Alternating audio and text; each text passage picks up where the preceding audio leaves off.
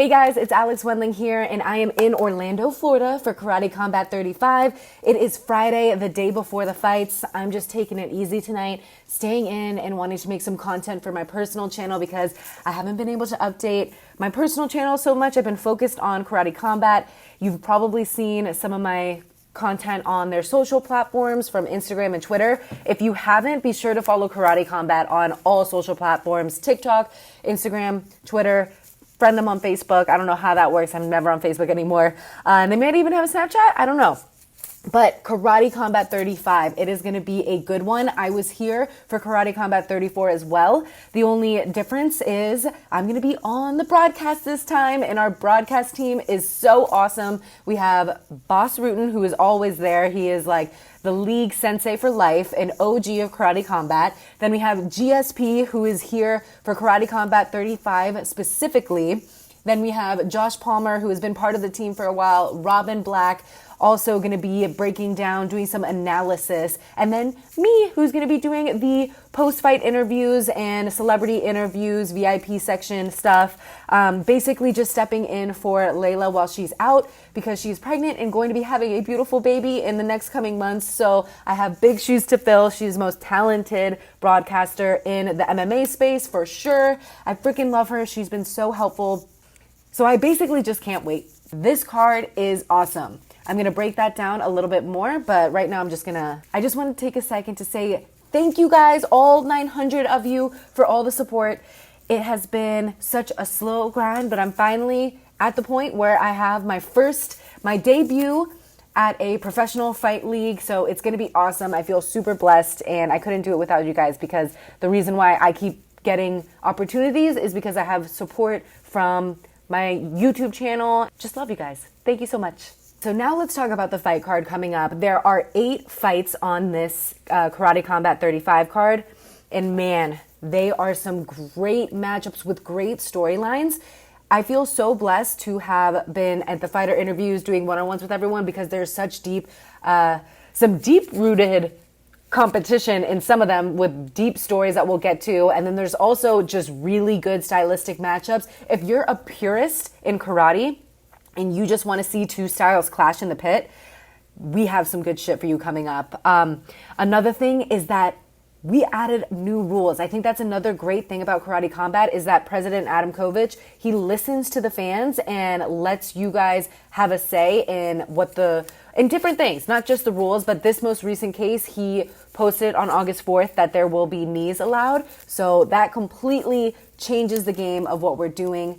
So the first fight of the night is between Davis Ferreiras, who had the fight of the year last year against Vitaly Serton. It went back and forth. He was very theatric with his tongue out going to people. So you have a very fun animated character in Davis Ferreiras. He is 2-3 from the Dominican Republic. And Davis the Rage Ferreiras is going to be taking on Kevin K. Swift Kowalczyk. He is 0-1. He was knocked out by Teak Silva. But that comes with so much backstory because this man's had a crazy weight cut. He took it on very short notice. And his loss to Teak was 3 years ago. So there's a lot of growth since then. He had a 25-pound weight cut and it was in 13 days. So that's fucking insane. This man has lived in California and now he is in Colorado, has his own gym, puts in a bunch of work. So it's going to be a really cool matchup. I feel like Kevin is very technical, and Davis Ferreiras is much of a haymakers, swinging as hard as he can and looking for that knockout, but it also leaves some room and time with those wide swings for someone to just go straight up the pipe. So that's a really fun matchup, a bantamweight banger to start off Karate Combat 35. Sorry, I had to take a little snack break. Okay. So the next fight on the card, I can't go through all of these because it's already 8 p.m. and I need to get some sleep. So I'll just quickly do what I can. The second fight on the card is between Gabriele, the toughest animal Sarah, who is a vet in Karate Combat. He also has his own dojo, so he's training all the time over in Italy. He is going to be welcoming Johnny, the young blood broad, and he is young indeed, 22 years old. So much of his inspiration comes from GSP. Because him and GSP were both bullied as children and they used martial arts to gain confidence and defend themselves against bullies. So I love the story. I love what he is about. It's going to be a good matchup. They both have MMA experience, jiu-jitsu experience. Johnny the Youngblood is a brown belt, and I believe Gabriele Serra has a lot of Greco-Roman wrestling, and his favorite punch is the reverse punch. So a lot of action there. And Johnny Broad will be competing for a Karate Combat contract, which is so exciting. He is an absolute lovely person to talk to. All right, fight number 3, another bantamweight banger. This is going to be between Teak Silva versus Maximo Nunez. So you probably, if you're a fan of Karate Combat, you've probably heard of Teak Silva before. He has a few wins, a few losses on his Karate Combat record. One of the knockouts was against Kevin Kowalczyk, who I mentioned earlier today. He is from Brazil, moved to New York, and is now training in Connecticut with Glover Teixeira, Alex Pereira, and just grinding it out. His goal is to bring back his wife and 1-year-old son. So it is such a great story. He is awesome. And I think he's making his own vlog for the Karate Combat week. He just did it. Maybe I can tag his YouTube channel somewhere below. Also, his opponent is Maximo the Apex Nunez, who is also making his debut. It's going to be a very speedy and high-paced match. You do not want to miss that one. And then next we have another bantamweight fight. This one kind of came together last second because there was a change on the card that we had to make. So Gabriel Stancunas and Jesus Lopez are stepping up on short notice. Jesus had a pretty deep weight cut to make it, but he made weight. He's looking good. He's 2-3 from Peru. Took this fight on 1 week's notice. So on last Thursday is when they found out. It's Saturday. Now they're ready to fight. Luckily, they're local to Orlando. And that one's going to be a speedy, crazy fight as well. And then we get to the main card. This is the 5th fight of the night. It is welcoming 2 new signees to Karate Combat, who you guys might know from the MMA kickboxing world. It's Bruno Souza, a former LFA world champion, versus Maciej Tercjak, who is a Kyokushin kickboxer. He had his last knockout went viral, so you guys have to find that clip and look at what this kid is capable of. It's going to be a clash that the karate purists are going to love so much, because you have that Shotokan style that Lyoto Machida kind of used and emulated in his MMA career that Bruno Souza has. They even have a connection. Bruno Souza is super nervous because Master Machida is going to be in the stands watching. He is more nervous for Master Machida to be in the stands than he is for GSP and Bas Rutten.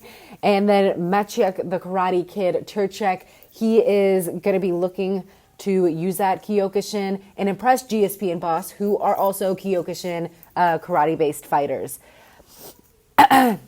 Then we get to fight number 6. Oh my gosh, I think this one's the craziest storyline of all of them. It's between a rematch between these heavyweights, Achraf Uchin versus Elaji, the Black Magic Indoor.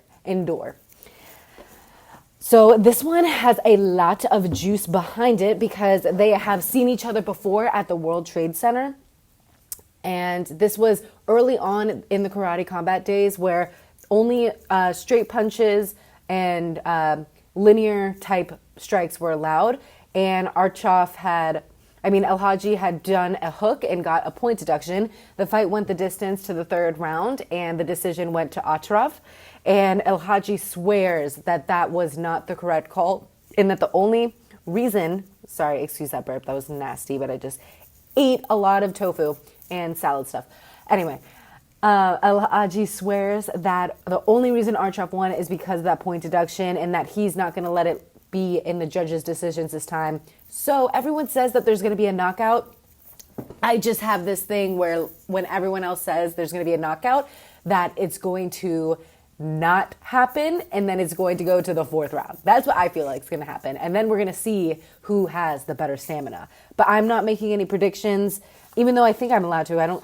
I feel like the only people that can't make predictions are the commentators. But I feel like we could get a sudden death 4th round. And if you're not hip to Karate Combat, you could get sudden death rounds. I think that's so freaking awesome. How many times in the UFC do we get a freaking draw and you're just like, okay, well, can they just do another round and see who has the heart? That championship round mentality. So super fun stuff that we're going to get with Atrav, the Wolf Uchin versus Elaji, the Black Magic Endure.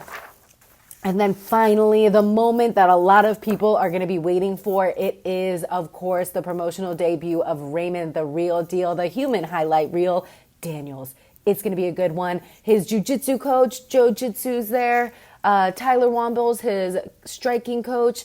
They're all here to support him. Raymond Daniels has had a crazy fight camp because his wifey, Colby, from one championship, she just had their first kid together named Rhea. So they've moved from California to Texas. He's dealing with that, welcoming a new baby, and also the fight camp and joining a different promotion. So many things going on for him, yet he seems to still be calm, cool, and collected and really wanting to make a whole different highlight reel in the Karate Combat pit. His roots are in karate, and he is so happy that there is a platform that karatekas are going to be able to go this professional route and be able to utilize their full set of skills because of the rule set. So super excited for that. And he's going to be taking on Franklin the Bullet Mina. So this man's Franklin the Bullet Mina, he is an absolute gem to talk to. He is from Ecuador. He's 3-2 right now. And he's fought in different divisions before. He actually fought Atraf Uchin and lost by TKO. It was kind of a early stoppage in some people's eyes. So that kind of adds to the drama of the heavyweight fight, like, oh, you never even got the real knockout, blah, blah, blah. So Franklin Mina obviously is going to go out there and try not to get knocked out by Raymond Daniels. One, give him so much praise for taking the fight. Going to be putting all this pressure on Raymond Daniels to get the knockout and putting doubt in Franklin Mina's mind, but he's handling it so well. He 100% believes that he is going to get the win and surprise the world. And I asked him, what are you going to do if you surprise the world? What call out are you making? And you're just going to have to see what call out he makes if he does get the win. And that brings us to our main event of the evening. It is between the lightweight champion, Luis Rocha, who just came off of a great win against Edgar Scrivers with a left hook knockout. Man, this guy has been part of Karate Combat for a while. I feel like it's the equivalent of the homegrown star of like AJ McKee rising through all the different fighters and becoming a homegrown brand name. I feel like Luis Rocha is that for Karate Combat, and he is affiliated with the Pitbull brothers, working with them over there in Brazil. He is going to be taking on Josh the Preacher Quayhagen, who is the welterweight champion, who is 6-1. He's the first 75 kilo champion, the first welterweight champion. He went through a crazy hurricane with Hurricane Laura that took out his home gym and a bunch of different adversity that he has gotten through. An absolute sweetheart to talk to. So both guys, such nice guys, but only one can come up on top. Come Saturday night, tomorrow night, on the backlot of Universal Studios at Karate Combat 35. Let me know who your guys' picks are, or if you're just so excited to watch this event. There's going to be some celebrity guests. I'll be interviewing them. Super excited, so thankful that you guys have been super supportive in everything Karate Combat, and I really hope you guys become fans, because if you are ever a type of person who watches UFC fights, or Bellator fights, or whatever MMA promotion, you're like, gets so boring just watching someone grind someone on the cage or hold them down and not do anything. You won't have to deal with that with this promotion.